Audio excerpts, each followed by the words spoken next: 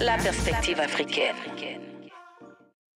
Gender-based violence is destroying lives and tearing communities apart. It happens in homes, in schools, at workplaces, and too often in silence. But it doesn't have to continue. If you see it, speak out. If you are hurting, reach out. Because doing nothing is not an option. Listen to all 19 SABC radio stations from Wednesday, 23rd of July for hard talk, discussions, advice, dramas, educational shows, and interviews around GBV with experts, survivors, lawmakers, and the whole country affected by gender-based violence. For all your favorite SABC radio stations, call 0800 428 428 to report abuse or get help. GBV, it ends with you. This message is brought to you by the SABC. Get the news, music, and lifestyle of Africa on Channel Africa, the African perspective.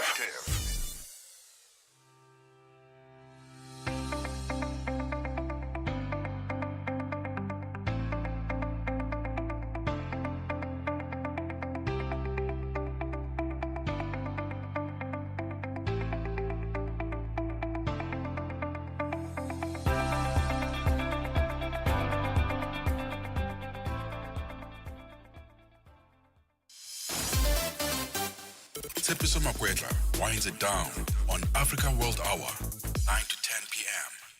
And it is 2100 hours Central African time. A warm welcome. This is Africa World Hour live from our studios here in Auckland Park, Johannesburg, as we bring you the very latest news from the continent and beyond. 60 minutes of developments in and around your world. So wherever you're listening from, please share your view on some of the stories that we're covering. +27 063 406 9126. That's the hotline number to reach us on. Lots to cover today. We'll be talking about Sudan throwing out 2 WFP officials, and we'll also take you to Mali, where the US is warning its citizens to leave the country, citing rising attacks by armed groups. So all that and more coming up on Africa World Hour. Welcome to it. I am Tsepiso Makwetla. 1 hour, one continent, one voice. Africa World Hour with Tsepiso Makwetla on Channel Africa, the African perspective. And we start with this news. A spokesperson for Ambazonia in South Africa, that is Klaus Schuschfrey, has expressed disappointment over the recent Cameroon election results. These come after President Paul Biya, who has led the country for over 4 decades, secured another 7-year mandate.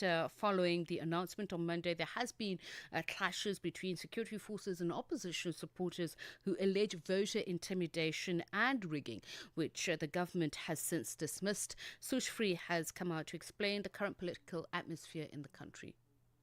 It is a very tense political atmosphere in Cameroon as we speak. From the last time I checked last night, more than 15 young people, women included, have been shot dead with live ammunition. The people of Cameroon are tired of the regime.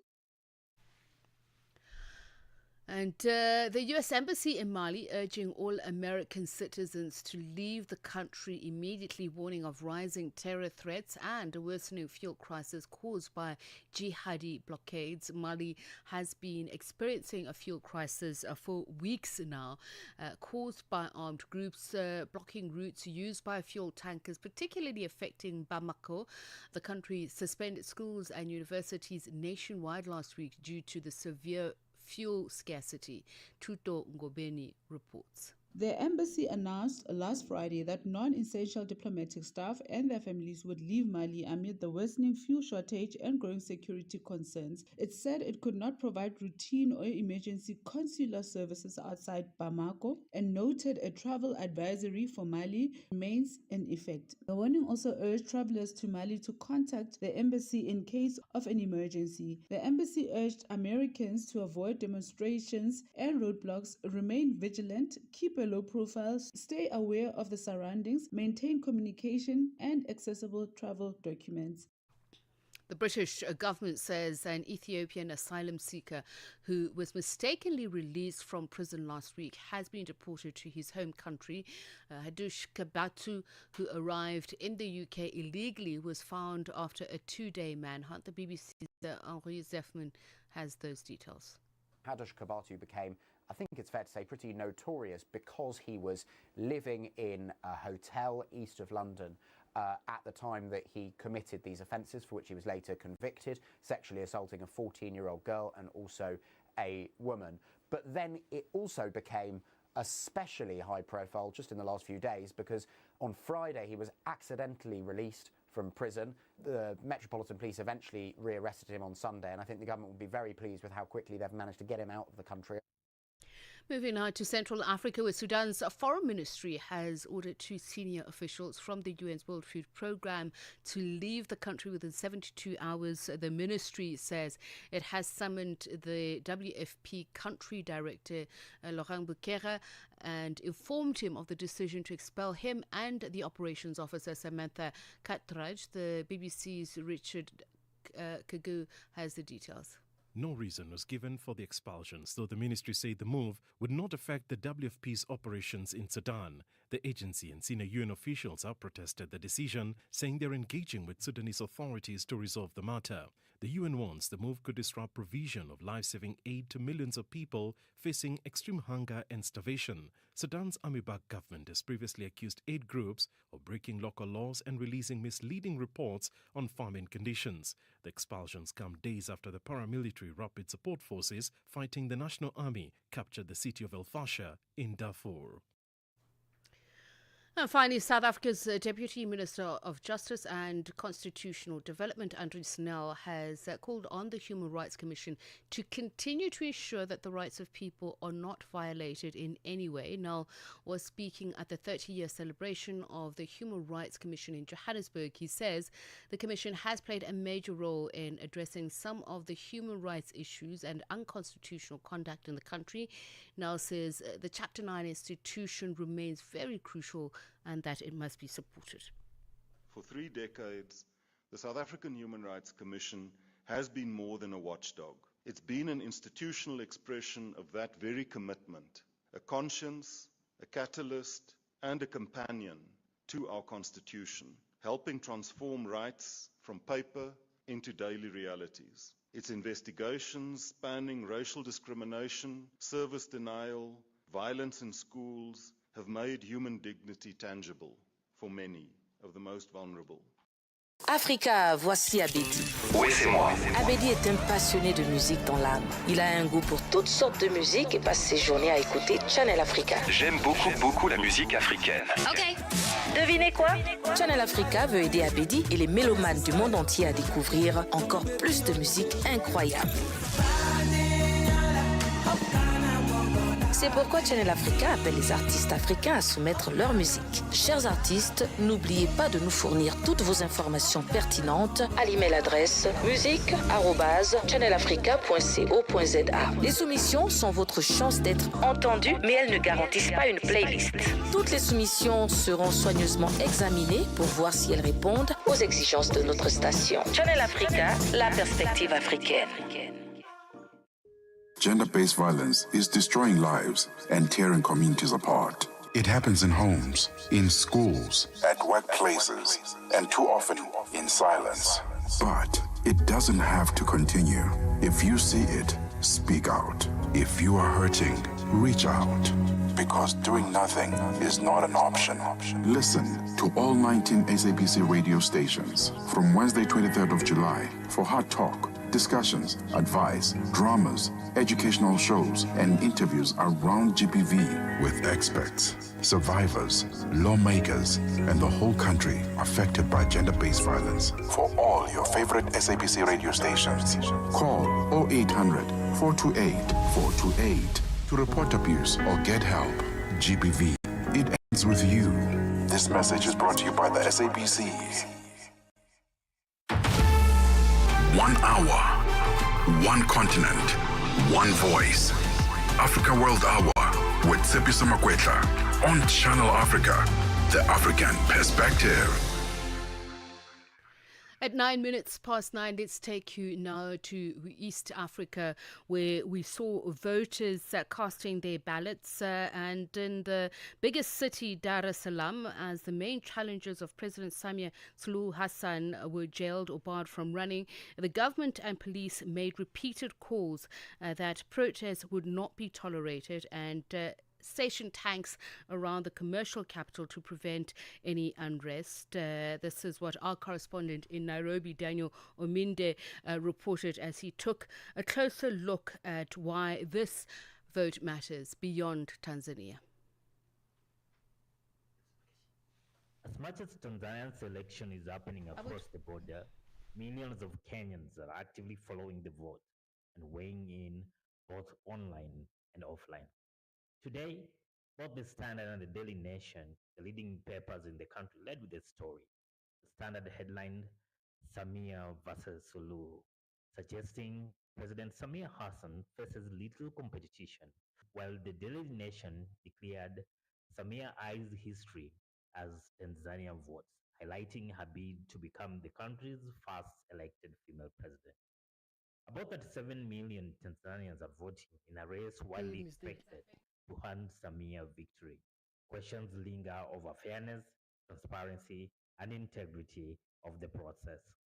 I spoke to political strategist Brian Odhiambo and Cesar Place director Nerima Wako on why this election matters so much to Kenya. What makes it interesting to me is that one, there is a shift in terms of how the current regime is handling the whole election question. Tanzania has been one of the calmest political democracies in East Africa, but now it has come out to be quite authoritarian, and that is quite concerning because Tanzania police have never been known, in any case, for any high-handedness. And in this election, things are being handled differently. I take the curiosity very, very positively. The fact that we currently have East African passports, and even in government functions or official meetings, we will sing both the Kenya national anthem and the East African anthem.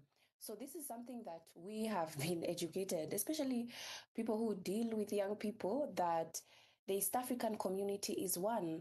So I believe we are living in a moment where Kenyan citizens are now concerned about the freedoms of their neighbors because we are one. And so what happens in Tanzania is what happens in Kenya. So we do know that we've witnessed the leaderships learning from each other. And now they're concerned about their democratic processes and how vocal young people in Tanzania can be. Because then how genuine are we about the East African community if you ask Kenyans to be silent and to keep off? Thank you. And looking at the events around these particular elections, we have two presidential candidates. That is the main opposition party, Chadema, their presidential candidate, Tundu Lissu, and also SCT was Alendo's presidential candidate, Luhaga Mpina, barred from participating in this particular election. Many observers see this election as a test of democratic resilience in the region. From your perspective, what do you think this means for the health of democracy in East Africa? Democracy is not just about having elections every 4 and 5 years. It's about them being fair, transparent, and credible. So what we're witnessing is people are having elections just to do the process, but they're not fair, they are not transparent, and they are not credible. So we can't call it a democracy when the people on the ballot who should be able to reach the ballot because they meet the criteria are not on the ballot.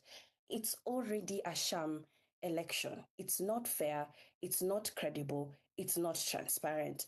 And so even when we see what's happening in Uganda, it's a growing concern for us because when we look at our neighbors, especially in the region, when they are all practicing similar mechanisms, we would be foolish to think that this is not going to come home because they say when the noisemaker is silent, then we are all doomed.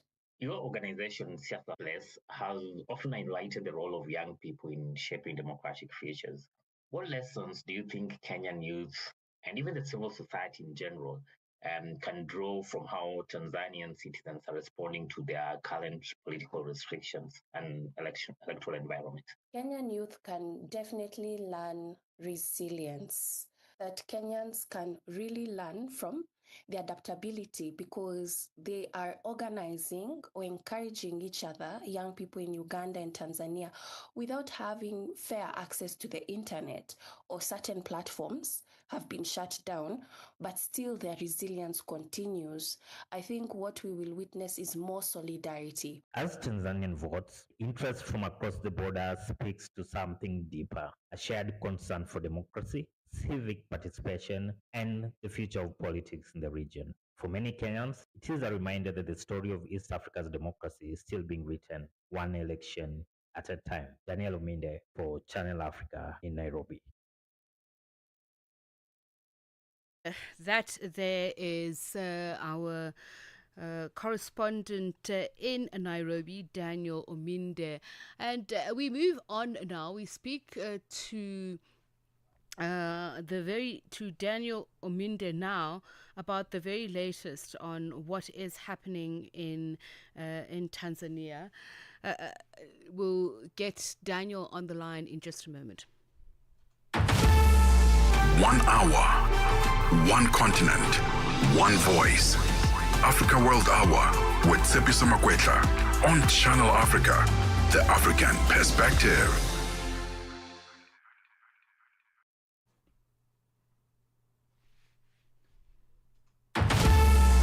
One hour, one continent, one voice. Africa World Hour with Tsepiso Makwetla on Channel Africa, the African perspective.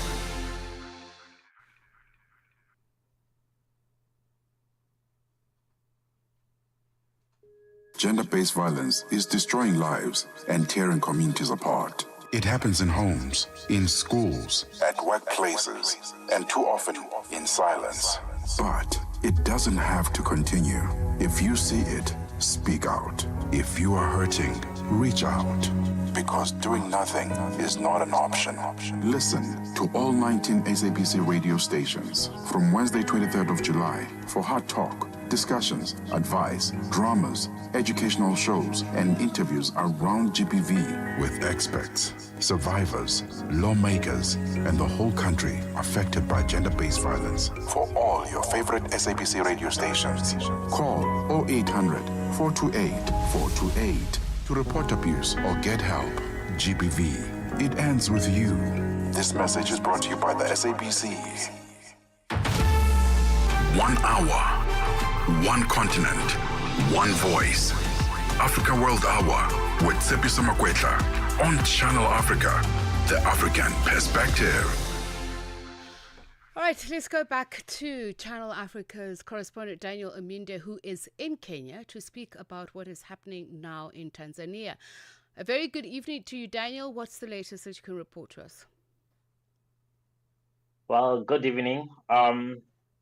It's been quite tumultuous day across the border in Tanzania, and specifically in Dar es Salaam. Polling started in the morning across the country in Dar es Salaam, and across the country in Tanzania, and it was largely peaceful throughout the day, except for Dar es Salaam, where pockets of violence, or actually rather widespread violence, was witnessed as young people went out into the streets to, protest against this particular election that, Nerima Wako, who we spoke to earlier in the interview, with the segment that you just read earlier, described as an election that was a sham, that was not transparent, that was not fair, and that was not credible. And they came out in their numbers, complaining about not being given a fair chance to elect the leaders that they want. And this is as a result of the main opposition leaders either being imprisoned, like you say, or being barred from running. So let's just talk about the source of the protests. And we understand that in some cases there's been destruction to property and clashes between protesters and police. Let's just go through exactly why people are out on the streets. So yes, rightfully, like you said, unfortunately, we have had reports from Transparency International that says at least 2 lives have been lost in today's skirmishes. One civilian lost their lives, and also one police officer lost their lives in that confrontation between police officers and the protesters. There is a bus company that's in Dar es Salaam that also had a fleet of several buses torched. It is alleged that it belongs to a politician who is the incumbent president's regime. But it boils down, like you asked, it boils down to tension that has been rising in Tanzania over time. The democratic space in the country has been stifled over time, especially over the last 15 or so years since the coming in of President Magufuli in his first term, and then now again during the second term. That of course we all know that he did not finish the term. He's now late. He died, and President Samia took over with the initially when President Samia took over. In fact, she promised. She started with a very conciliatory tone. She promised to work together with opposition parties in Tanzania, and the major ones being ACT, Wazalendo, and Chadema, and even had meetings with the party leaders. In fact, one of the very first meetings that he had after assuming presidency was he invited Tundu Lissu back into the country. Tundu Lissu had been in exile in Germany, and the meeting from the reports of the meeting from Tundu Lissu himself, he said that the meeting was very cordial, and they were actually happy that the country was going into a new dispensation democratically, so to speak. But it's a system that we've seen over a period of time, from 2020, rather from 2015, not 2015 rather, but 2010 coming down to today. We've seen that there's a systematic stifling of freedoms by the space. We had Tundu Lissu before the last election, even going into exile after an attempt on his life, having been shot several times. He spent a lot of time abroad before coming back in 2020 to again run for an election. After that election, again he had to go into exile again back in Europe. Until when President Magufuli died and President Samia Suluhu took over, that's when he had to come back. So it's something that has been happening over time. Tanzania has been changing from what we've known it as East Africans. It's always been a very peaceful country. It's always been a country where there's tolerance in the democratic space. It's always been a country where, despite the fact that the ruling party, CCM, has been in power for over 5 decades now, the opposition parties in Tanzania, including Chadema, the main opposition party, have always had freedom to participate in the elections. If you remember, in the 2010 election, if I'm not wrong, the first one that President Magufuli won, he ran against a very popular opposition candidate by the name of Lowassa, the late Lowassa. And it was a neck-to-neck election. But currently, we are finding that space is dwindling. The people who took over, the successive governments from President Magufuli and now Samia, they have really worked hard to try and stifle that space that's there. In addition to the stifling of the democratic space, we've had situations where internet disruptions have been very commonplace in Tanzania around elections.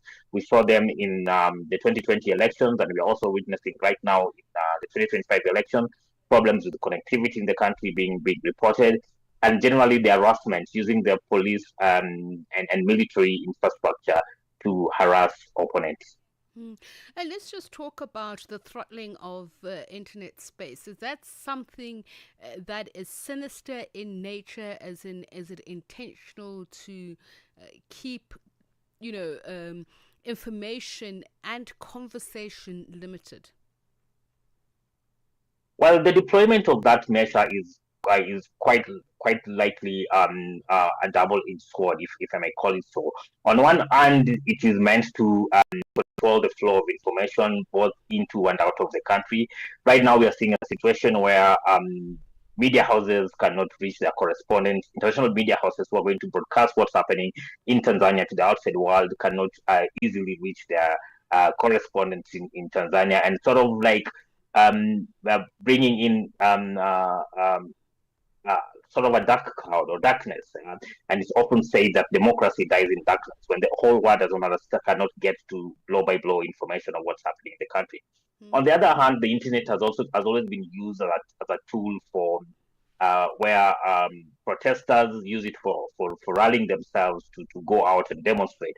We saw the internet effectively being used in Kenya in last year in 2024 when young people were mobilizing, even without political influence, even without leaders, and they managed to put up a very strong political process and political statement.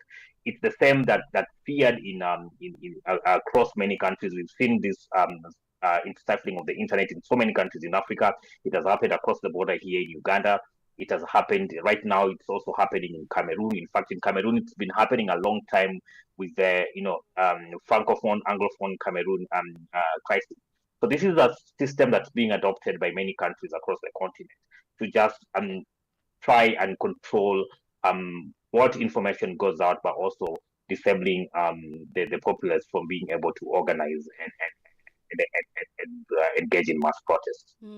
And having monitored elections myself, it also has an interesting effect on election observers, because often they're led by social media posts or reports from citizens on hotspot areas or problem areas. Have you been able to reach any observer mission officials to get their sense of how the elections are unfolding today? Well, I've not seen, I've not had any direct contact with observers in the Tanzanian elections. But also, I think the other environment prior to this, to what's happening right now and today, the regime in Tanzania has been also very restrictive to observers, as much as it's also been restrictive to international media.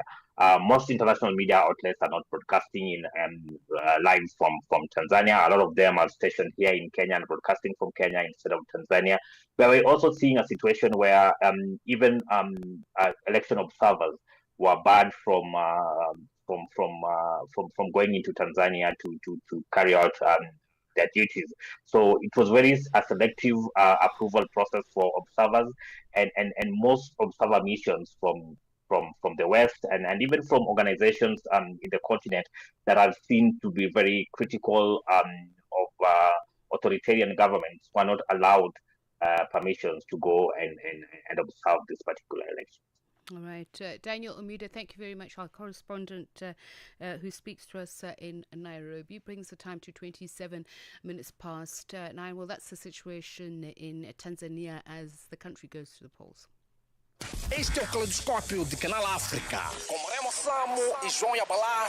O surto da cólera em Angola tem causado grande preocupação, afetando já mais de metade das províncias do país. Simultaneamente, a Agência dos Estados Unidos para o Desenvolvimento Internacional, USAID, um dos maiores doadores mundiais de assistência humanitária, decidiu não priorizar os países com maior incidência de malária. Para discutirmos as causas do alastramento da cólera em Angola e os impactos dessa decisão da USAID, convidamos o Dr. Jeremias Agostinho, médico e mestre em saúde pública, para partilhar a sua visão sobre o tema. A doença, nesse momento, representa o maior risco de saúde pública que nós temos. Nos últimos anos, a nossa preocupação esteve sempre centrado com os casos de malária, os casos de tuberculose e também de infecção por VIH-Sida. A forma como, em pouco menos de 2 meses, os casos de cólera vêm aumentando, acaba por representar, nessa altura, um dos maiores desafios que o país tem. É expectável que, nesta fase, o número de casos venha a aumentar. De segunda a sexta-feira, das 20 às 21 horas locais, este é o Caleidoscópio de Canal África. 1 hour, 1 continent, 1 voice. Africa World Hour with Tsepiso Makwetla on Channel Africa, the African perspective. All Right, let's continue with news here on Africa World Hour, coming to Johannesburg, where as the city strives to cement its status as a world-class African city, delegates at the 2025 City Power Energy Indaba say innovation in energy technologies and climate adaptation are key to driving a just and inclusive energy transition for all residents. Held under the theme Powering Johannesburg's Sustainable Future, our economics reporter Innocent Simosa has more from the Indaba, which is underway. As Johannesburg works to secure a stable and reliable power supply, City Power contributes nearly $440 million to the city's economy each year. Energy expert Professor Vali Padiachi shares some concrete steps that City Power should take to modernize Johannesburg's electricity grid and ensure energy security amid growing demand and frequent power disruptions. Well, there are various steps that can be taken, but I think the core step is obviously to get new generation, so new electrons. I think we're getting there, albeit it's a bit slow, because that value chain of getting big projects to close takes a lot of time, okay? But we're getting there. Then, of course, on the other side, if you can't get lots of electrons on the grid, then you need to save. So energy efficiency would be also significant. But then you can get all the generation of electrons, but if you can't transport it from the generator to the customer, then you're wasting your time. It is believed that almost half of the $440 million stems directly from projects that strengthen energy security and grid resilience. But how can City Power ensure that local communities are fully included in the just energy transition? Professor Padiachi explains.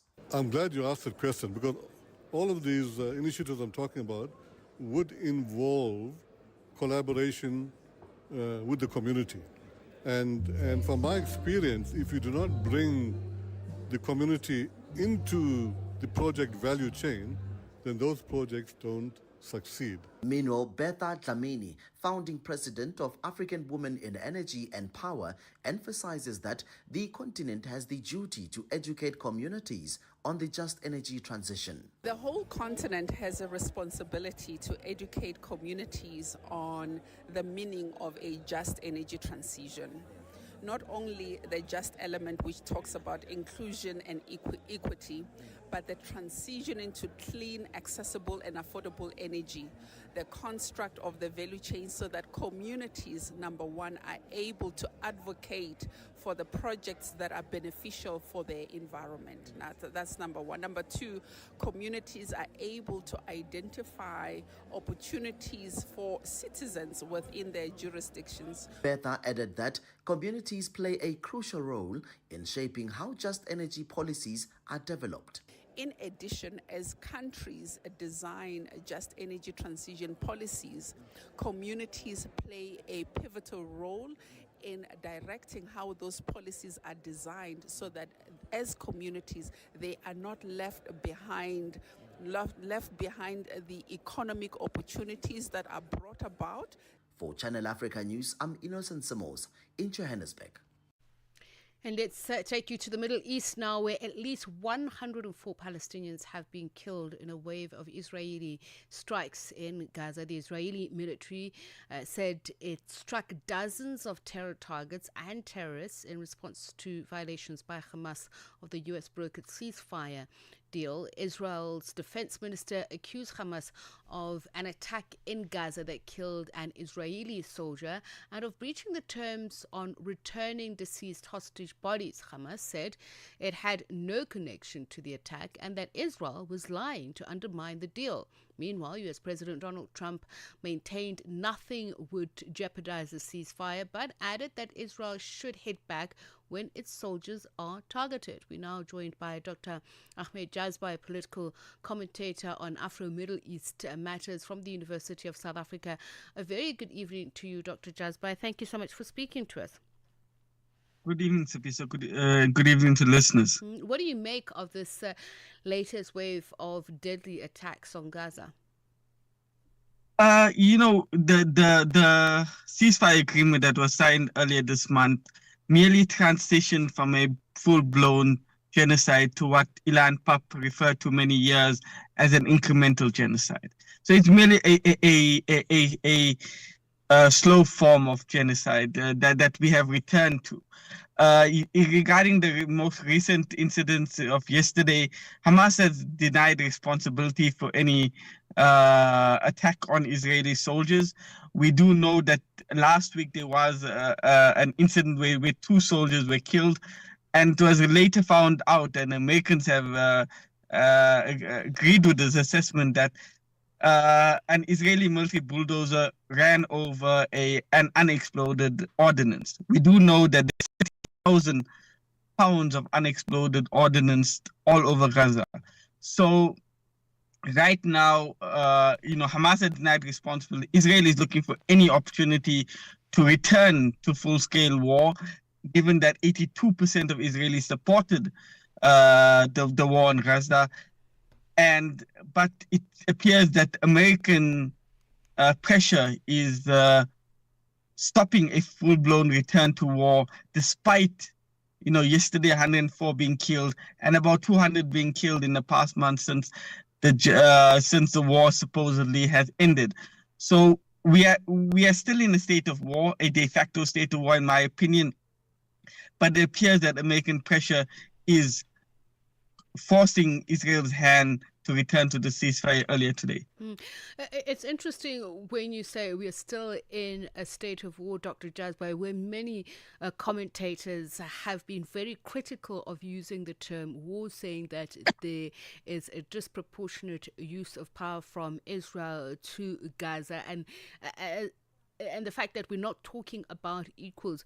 Can you just explain to me conceptually your choice of, or ideologically, your terms, your use of those terms, and what your sense is about if we're saying one Israeli soldier was killed, and we're talking about over 100 killed as a result of the airstrikes by Israel?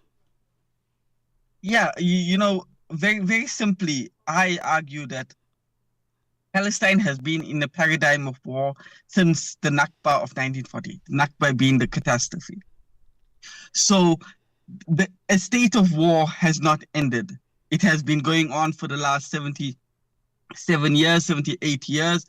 So which is why I call it a paradigm of war, and which is why we are in a state of war.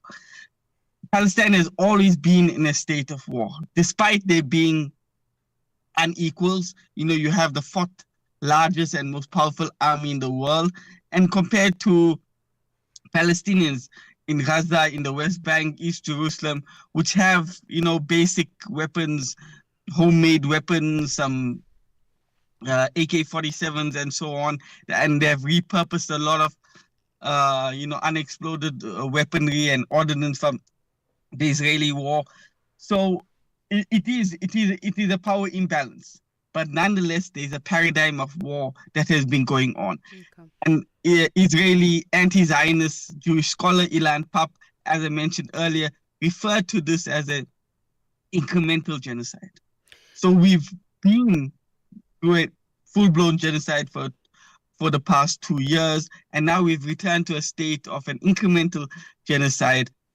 A genocide nonetheless, as anti-Zionist scholars Norman Finkelstein, Stephen Friedman, Shlomo Sand, and others have agreed that this is a genocide, but we have returned to a state of an incremental genocide within what I call a paradigm of war. So it is a war, but an unequal war. Okay, so we have seen I find it even interesting that we continue to talk about this as a ceasefire and even use the word agreement, because looking at President Donald Trump's own declaration that Israel has a right to retaliate if Hamas breaches the terms of the ceasefire. And as we mentioned, Hamas denying that it is responsible for the attack on the Israeli soldier.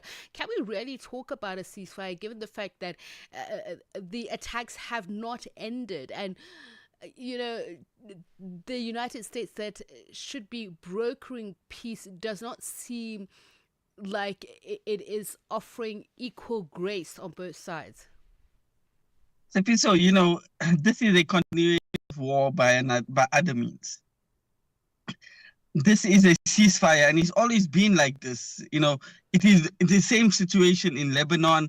It is the same situation in other areas, which Israel, other wars in which Israel is involved in. It seems that the indigenous people ceases, and Israel continues to fire. Israel still controls around, I think it is 58%, if my memory serves me correct, of Gaza, and there's a so-called yellow line that within which Palestinians cannot cross, and then it becomes a free-for-all. So this is not a ceasefire, so to speak. It is a temporary reprieve. Even so, 200 odd have died since the so-called ceasefire. 3 Israeli soldiers have died, but those circumstances are disputed. So this is why I say I return to the idea of the paradigm of war. Palestine is experiencing this ongoing paradigm of war since 1948. What we have now is a lull in the scale of the killing. The genocide continues, but not at the scale in which it did for 2 years, for almost 2 years. So the biggest victors in this, what we must understand, and this is, it comes down to this, the majority of Israelis support the genocide. The majority of Israelis support the war. And then you got the internal dynamics of Israel. You know, Ben Gvir and Smotrich, the hardliners within the right-wing coalition of Israel, they want this war to continue by any and all means. So they are putting pressure on it now internally. And that's another dynamic. Whilst the Americans, the Qataris, the Egyptians, and so on, are putting pressure on the Americans to ensure that the ceasefire holds, because, and it is Trump that is just avoiding, to be honest, and I'm not saying Trump is a good guy, don't get me wrong about this, but it is Trump that is ensuring that, you know, Israel does not return to a full scale of war. And then within America, you have AIPAC. AIPAC is putting pressure on Trump as well. So we are in a paradigm of war. We are in a lull in the fighting, if I can say, but not a ceasefire, and definitely not a peace plan, as Trump would like us to believe. And this has become a major focus of international debate, what is happening in Gaza. You spoke about the Egyptians, you spoke about the Qataris. What are they empowered to do just in terms of peace mechanisms? Can they effect some sort of intervention that will quell tensions at all?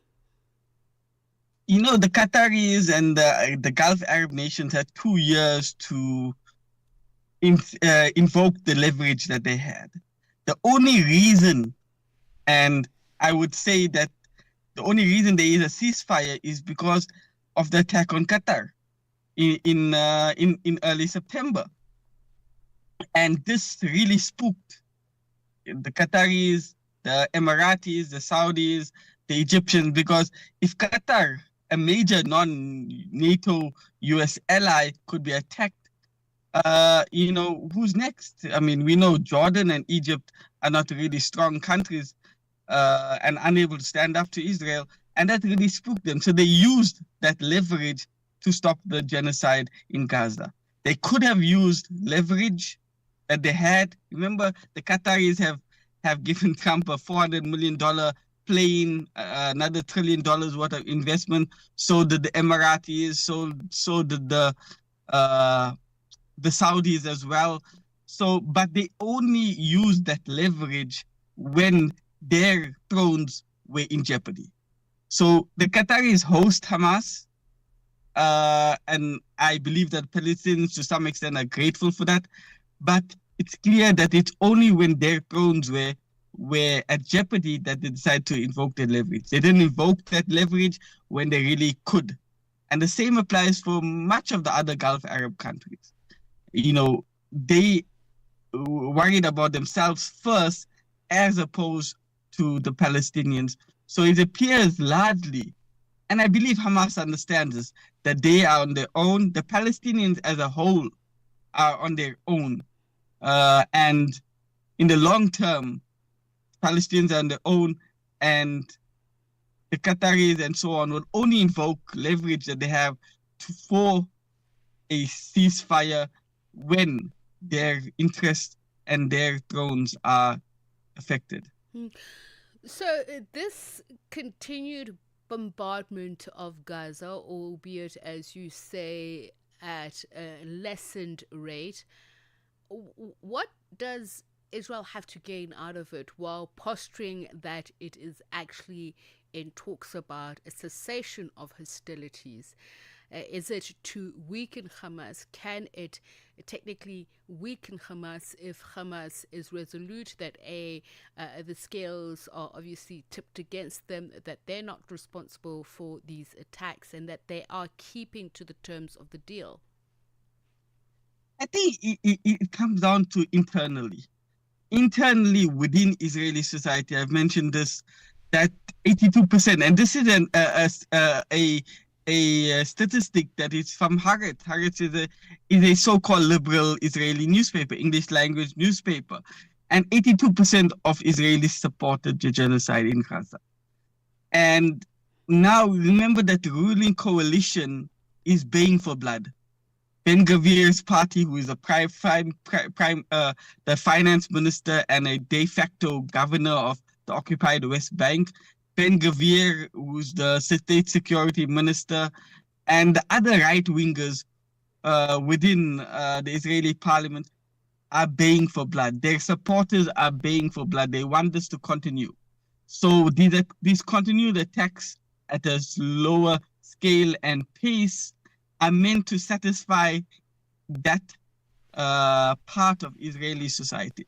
Those who oppose the genocide are a small minority. Those who were protesting in so-called Hostage Square in Tel Aviv every Saturday were only protesting because, because they had a vested interest in this. They had their loved ones in Gaza.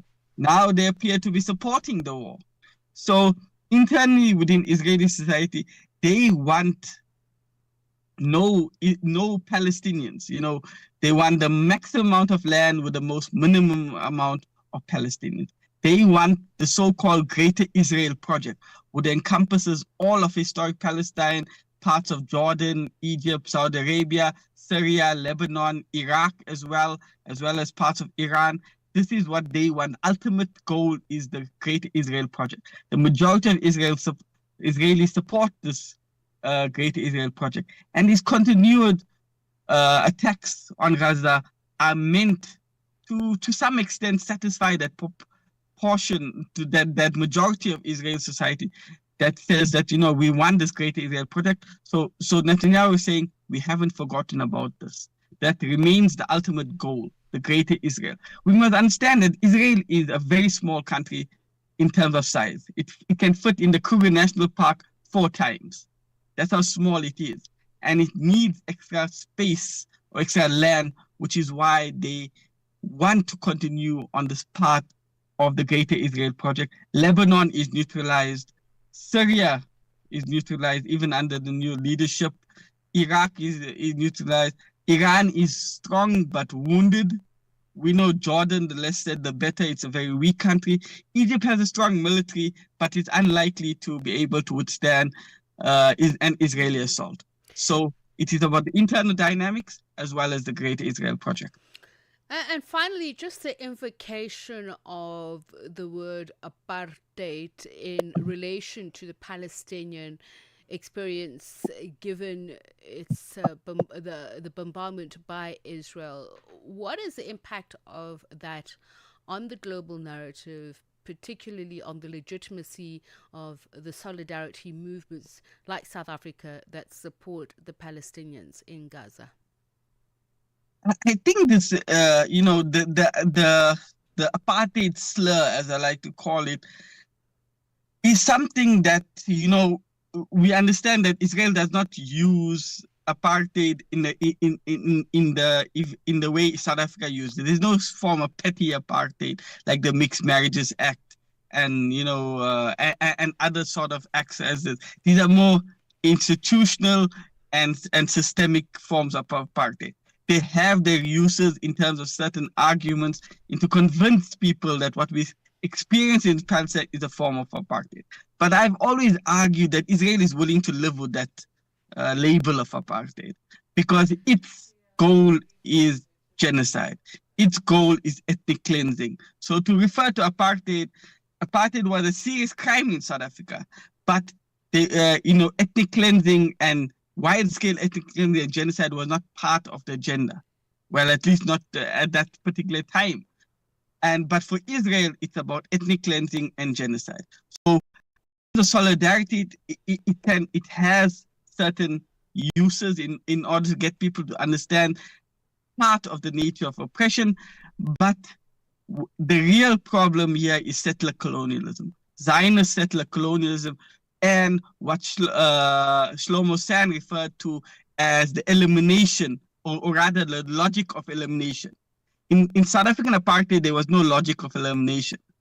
It was to subdue the native. In Palestine, in Zionist settler colonialism, it is about eliminating the native through this logic of elimination. So it has its uses, but what we are dealing with, and this is not to belittle our experience as South Africans, is something far more serious. It's about ethnic cleansing. It is about genocide in Palestine. Well, thank you so much for your time and sharing your thoughts with us. Dr. Ahmed Jazbai, who is a political commentator on the Afro-Middle East matters at the University of South Africa, or UNISA. Quer que a sua música seja tocada no Canal África? Quer que as pessoas saibam sobre o seu talento musical? Quem és? Onde és? Os teus principais interesses? E assim poderemos tocar a sua música no Canal África. Quer saber como fazer isso? É simples. Envie a sua música para music@channelafrica.co.za e deixe-nos tocá-la. Canal África, a perspectiva africana. 1 hour, one continent, one voice. Africa World Hour with Tsepiso Makwetla on Channel Africa, the African perspective. And at 9 minutes we tell you about this, Malawi's Department of National Parks and Wildlife, in partnership with African Parks, introducing contraceptives to control the growing lion population in 2 of the country's major wildlife reserves. The measure is aimed at preventing overpopulation, protecting biodiversity, and reducing human-wildlife conflicts. Channel Africa's Lebogang Mabange reports. The Department of National Parks and Wildlife says the contraceptive program currently being implemented at Majete and Liwonde wildlife reserves comes as a response to the increasing number of lions in the 2 parks. Director of the department, Brighton Kumchedwa, explains how the situation came about. First of all, what you need to know is that lions are fast breeders, and the Malawi government, in partnership with African Parks, embarked on restocking depleted areas. Therefore, lions were reintroduced in these 2 parks, but within a short time period of space, they have grown to the extent, the population has grown to the extent that it was posing some challenges. For example, depletion of the prey species. Kumchedwa says the increasing number of lions has resulted in some animals moving out of the reserves in search of food, putting nearby communities at risk. When there's not enough prey species, you get these lions getting out into communities, injuring or killing people as well as livestock. So consideration of making sure that there is no biological imbalance, but also taking the decision was to integrate communities for their survival. He says the contraceptive method being used is humane and poses no harm to the animals. This method is very safe because, one, is non-lethal, so it was considered to be humane to the animals. And the veterinary procedures are also applied when administering these drugs. For example, it involves darting of the animals, it involves inserting implant at the proper abdominal position to make sure that this is not longer pressed. So far, so good, because from the time we started administering contraceptives, we have not witnessed deaths as a result of the drugs. Kumcherwa further explains how long the contraceptive effects last and how they are managed over time. These contraceptives are scheduled on a period. I said for 5 years, but the correct period of these drugs is 2 years. That means they're treated with the implants for a period of 2 years. The production will be depressed, and indeed this is what is happening. But after 2 years, the reproductive systems go back to its normal way. This is just to ensure that at the same time enough predators are available by not overdoing application of the drugs. He says the reserves are fenced to minimize potential human-wildlife conflict. Fortunately, though, the two protected areas of Liwonda and Majete, they have perimeter fences. So the effects on the surrounding communities very, very minimal. Measures to make sure that they do not affect negatively the surrounding communities. We have perimeter fences, predator-proof perimeter fences in some of our national parks, and indeed Majete and Liwonde totally enclosed. Malawi has recorded an increase in human-wildlife conflicts in recent years, with 19 people reported dead and several injured between January and October this year. Authorities hope this temporary measure will help stabilize lion populations while protecting both biodiversity and nearby communities. Reporting for Channel Africa, I am Lebogang Mabange.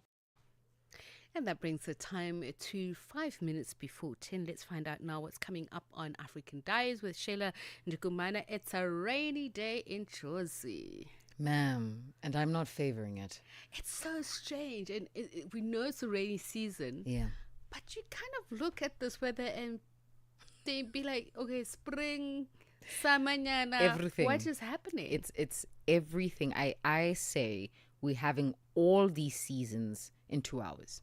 We are, right? That it's cyclic I even at got this my point. proof jacket here, but obviously because outside it's rainy and it's cold. And no, now it's humid. Oh, is it? Oh, yes. See? Yeah.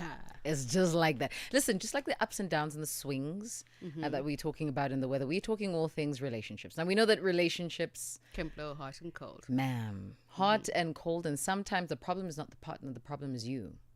Because you self-sabotage, because you're not familiar with a particular kind of love. I was watching a video by Coach Tarak, and he says that women who are in power, such as yourself, ma'am.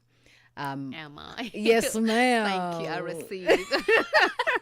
So women who are in power more often than not, sabotage relationships before they get into them because they are so used to being quick-winded in the process. So it's like, hi, how are you? I want to be with you right now. And so when a man takes his time and he's patient, you think he's slow, or you think he's not interested, or you end up cutting him off before he can actually get to know you. The process of him being patient with you it's an actual interest. He's actually interested in who you are. He wants to take the time to get to know you, to gauge you for what it is you're doing. And so when he's not trying to meet you late at night, you get upset. You're like, this person's not into me. Meanwhile, he's trying to respect your time, but also gauge where your headspace is as well. That's fascinating. What do you make of that? I think there's a lot of truth in it. Yeah. We live in such a quick microwavable world, like everything, like I enjoy making popcorn in a pot. I like the process of mixing my stuff together, and whereas in the microwave, it's like pop, pop, pop, pop, pop. So it is. I when I'm really tired and I want to numb my brain, I watch some of these reality programs like too hot to handle, which I thought would have been way out of my stratosphere. But Yeah. it's actually interesting to listen to what people are saying about love, relationships, because they want to be like, as you say, wham bam, thank you ma'am. And then when they do these various exercises about why do you behave like that, and then some of them will talk about insecurities, having been hurt a lot, just not, all those issues that you're raising. So it is very interesting. Love in the what What era? How do we call it? Because there was the noughties and I have no idea. This one technology at this point. Yeah. Because honestly speaking, AI love. AI. Oh my days! That already just saying that freaks me out a little bit. And I say this because we are so fast paced in our day to day. How are we expected to slow down? Like, what is the context for you slowing down? What is teaching you that you can calm down and not expect this relationship to fully burst into bloom 3 weeks from when you met? Because that's an expectation. So, quick, interesting one. Justin Trudeau's ex-wife, the former Canadian Prime Minister's ex-wife, was saying that she believes that love is an experience, that we're not meant to keep people, that we are meant to enjoy the here and the now of relationships, and that's how we must approach love. Right? Yeah, no, I agree with it to an extent. Conceptually, it makes sense. That it mustn't be about possessive. Yes. But what is the end game? Exactly that. Right? Man, that's what comes up with the show this evening. All right, thank you, Shayla. From us, it's good night from Africa World. Good night. Africa's very own think tank. This is Channel Africa Online. www.channelafrica.co.za.